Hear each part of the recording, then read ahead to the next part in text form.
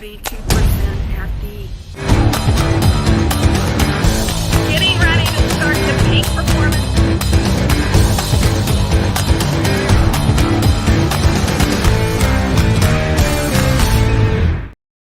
Well, hello everyone, and thank you for joining me on the Savvy Sales Lady Live. My name is Christine Harrington, the Savvy Sales Lady, and we're here to talk about today a disturbing sales trend. And I appreciate you being on tonight, 7 o'clock Eastern Standard Time. I don't know what time it is in your world, but let me know if you have been victim of this disturbing sales trend. Yeah, this seems to be really taking over the sales conversation. And we're going to review my Focus Drop newsletter that went out today, kind of detailing how to have a sales conversation, because that's not happening anymore.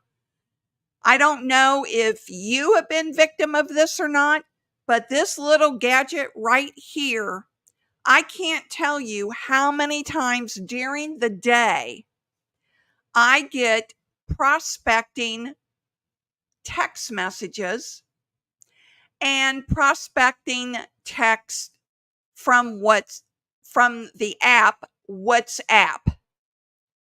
Okay? I want to read one to you today. I had this open and then I put it away. So, this is a man that originally contacted me through email. And he sent me an email about marketing services, which is what I get 90% of the time, is people pitching their marketing services. And he says on the WhatsApp,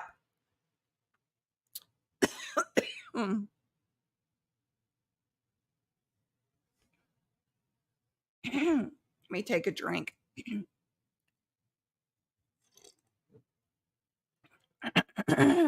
Sorry about my throat. Was on an hour and a half podcast today being interviewed. And then right after that, I had a virtual training that went for 2 hours. I mean, it's been a crazy day and my voice is suffering right now from that. So this man says, "Hi, Christine, John here. We were corresponding via email recently. Would you be open to continuing our conversation here? This app is excellent for swift communication." So, swift communication is the key. He's not interested in a regular sales conversation. No, he wants this to be quick and easy for him, right? And just to play it along, I said, "Yes, this is fine, John." And he says, "Thanks a lot." And then I told him, I only have a few minutes because I'm jumping on a coaching call at the top of the hour. So he says, "Oh, all right." Then he goes into, "Actually, we have different pricing models. It always depends on clients' requirements.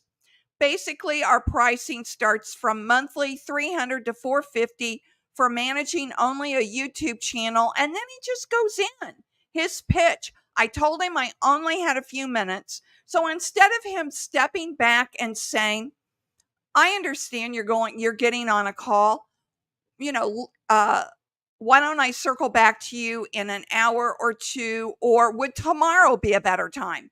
No, he goes right into his pitch. And then he ends with, "Would you be open to a quick 15-minute Zoom call for more discussion?"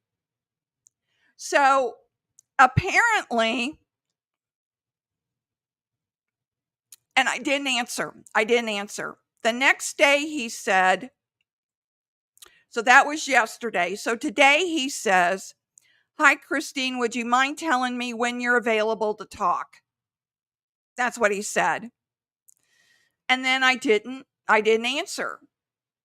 So apparently the new way of selling is text messages and WhatsApp communication messages, pitching, pricing, and then setting up a 15-minute Zoom call.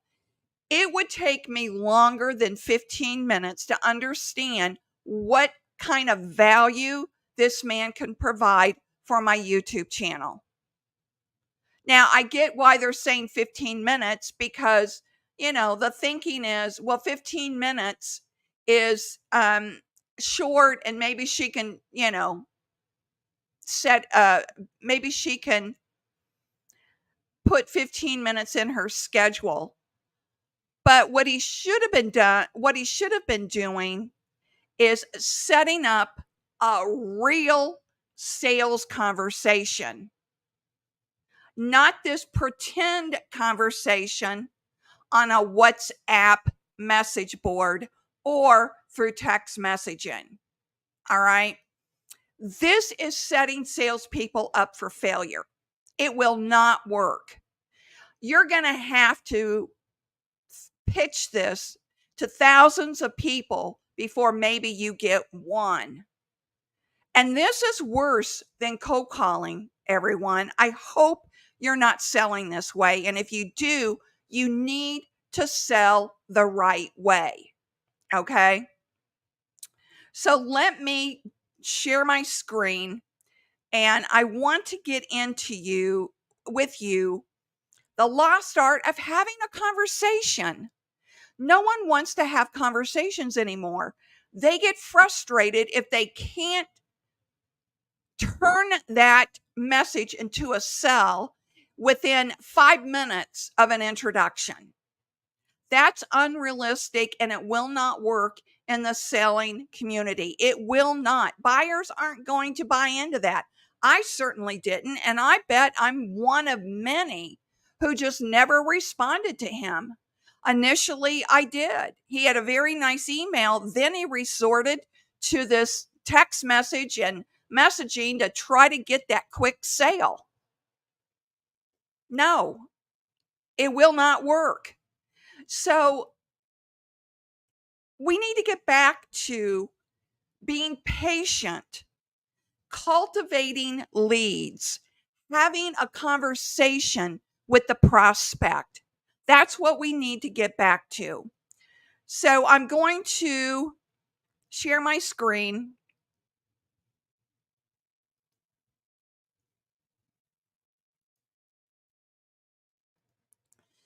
And this is my newsletter from today. And if you are not getting my newsletter, I want to strongly encourage you to sign up for my newsletter. I will put the link in the show notes.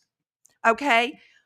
I only email a focus drop once a week. I will not bombard you every single day with an email. I don't like it when it happens to me, so I will not do it to you either. You can expect when you sign up a email that will ask you to confirm your subscription that yes, this is a real human.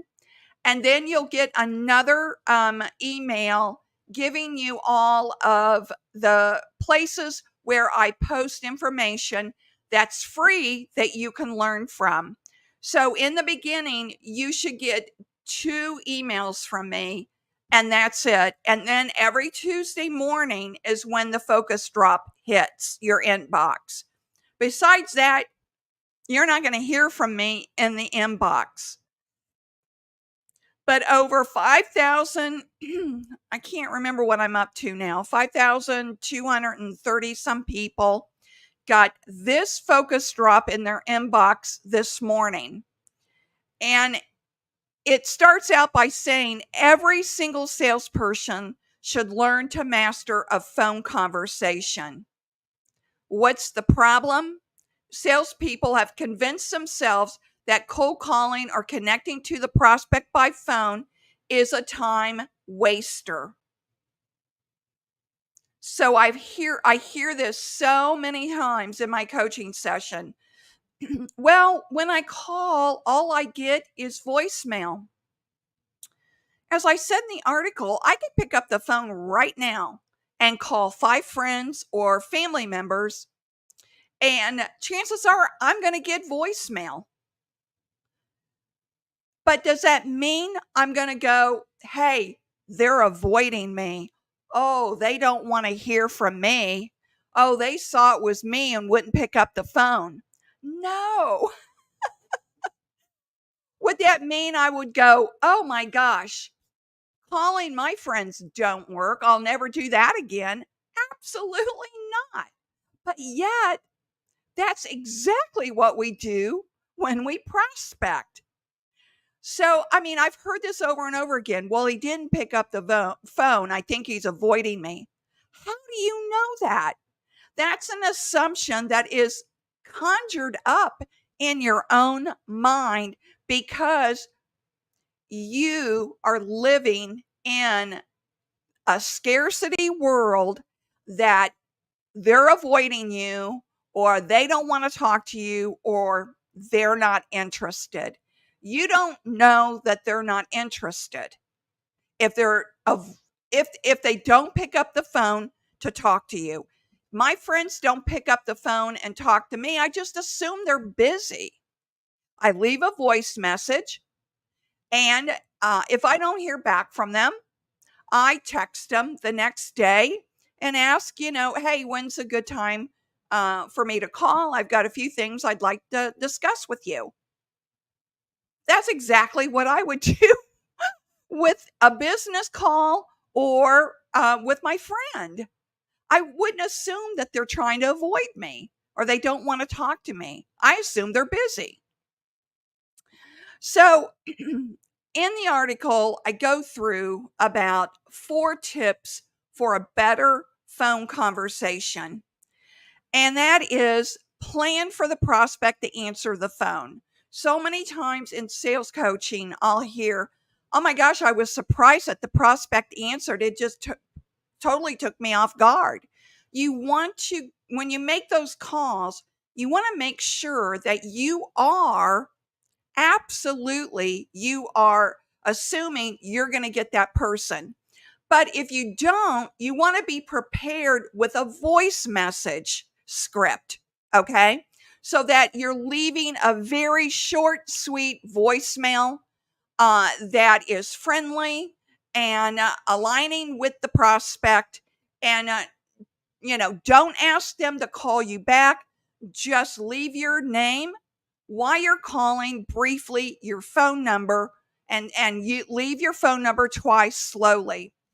This is Christine with the Savvy Sales Lady firm. John, I'm calling you today to talk about your training needs. My phone is 317-645-8098, 317-645-8098. Or I might say, hi, John, this is Christine calling from the Savvy Sales Lady firm, just following up with you on a few items. My phone number is 317, and then I go through it again. Leave it 2 times and slowly. Okay, now, item number 2, the art of conversation is making a statement, then asking a question. This is so important. Even when you're talking to your friends and family, I want you to pay attention to this. So you'll make a statement like, John, I see your business is expanding and opening other locations. How many more do you plan to open this year? Statement, question, statement, question. And he might say, we're not opening up any others this year. I think we're probably going to be done this year. And then I'll say, you can say something like, well, I'm sure that brought in a lot of growth to your business, opening up these 2 locations. What other projects are you working on?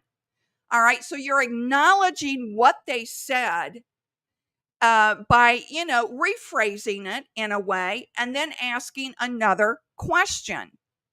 So you want to work this into your conversational style when you're speaking to the prospect, whether face to face, over the phone, or virtually.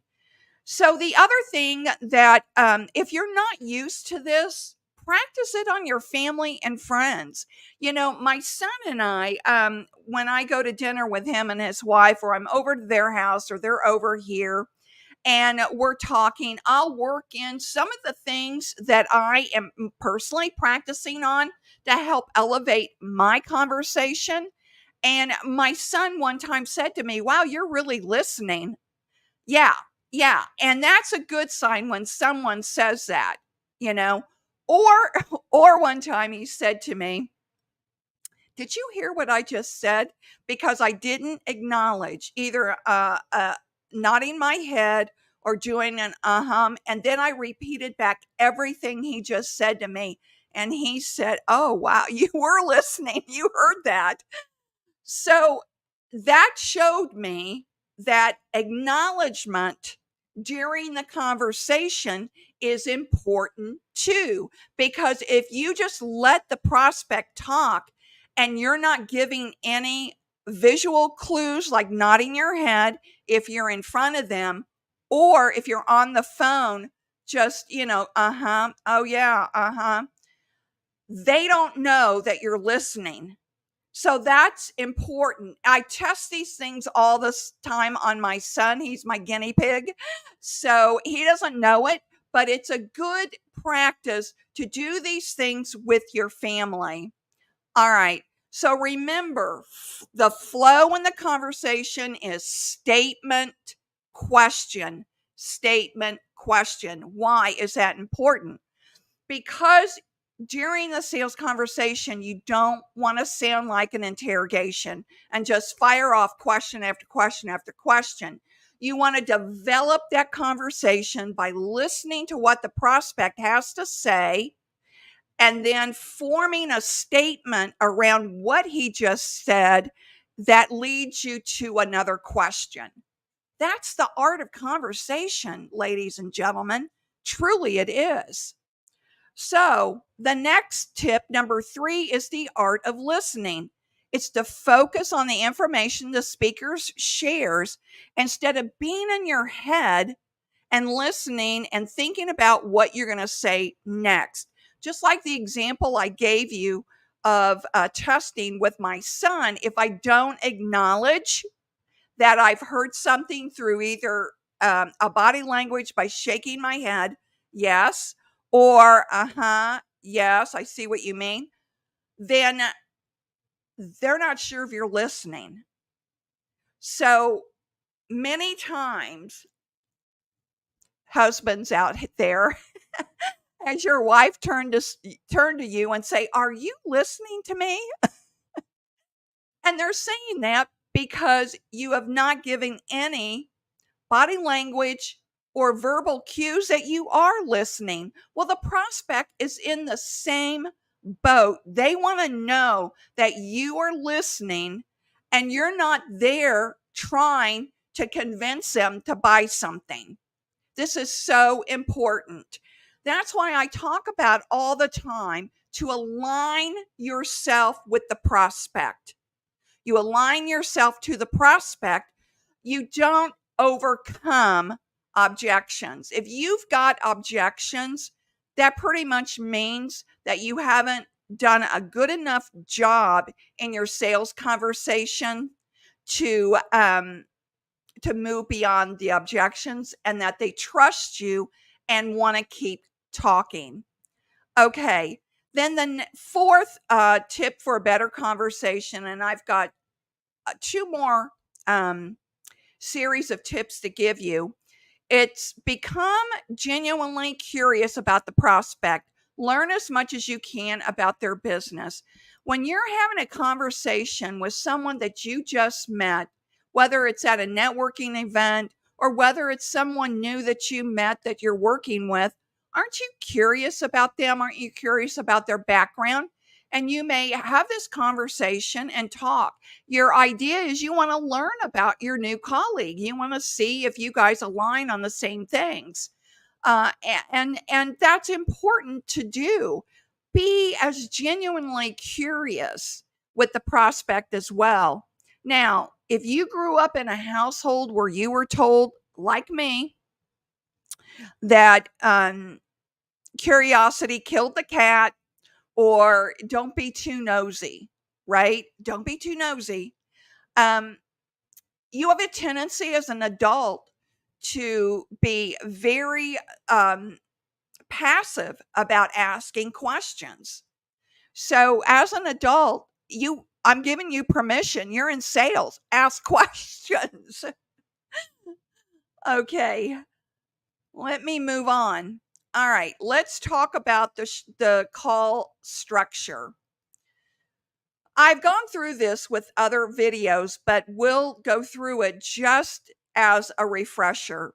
So, your call opener, this is where you introduce yourself, the company you represent, and why you're calling. It is so important to be transparent when you begin to open up that initial phone call.